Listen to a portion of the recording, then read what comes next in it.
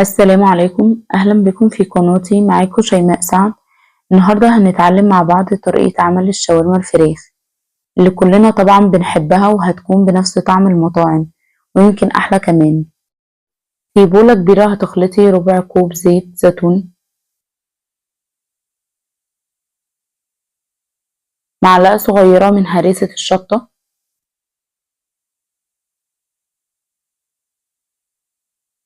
معلقة كبيرة كاتشب،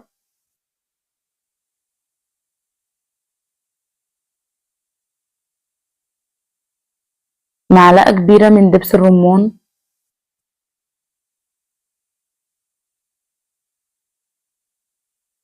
علبة زبادي بتخليها طرية جدا،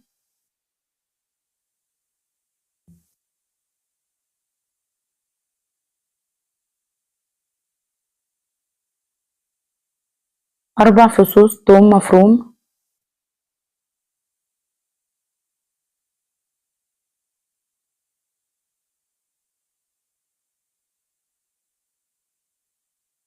معلقتين عصير ليمون،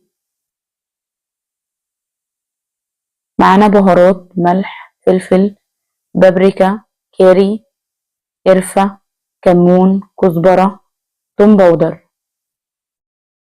هنخلط المكونات كلها مع بعض كويس.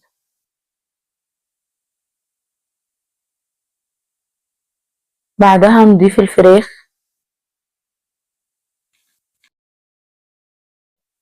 هنسيبها في التلاجة مش أقل من ساعتين.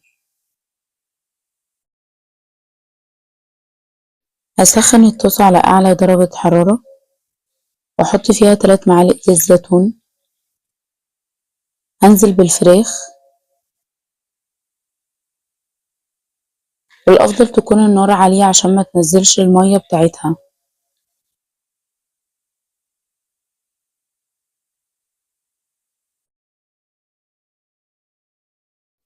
هنفرد الشاورما في الطاسة كاملة،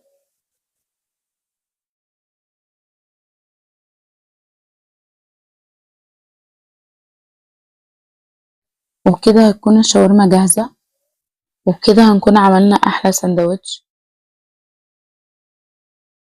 قولولي رأيكم. لو عجبتكم الوصفة ما تنسوش اللايك والاشتراك في القناة.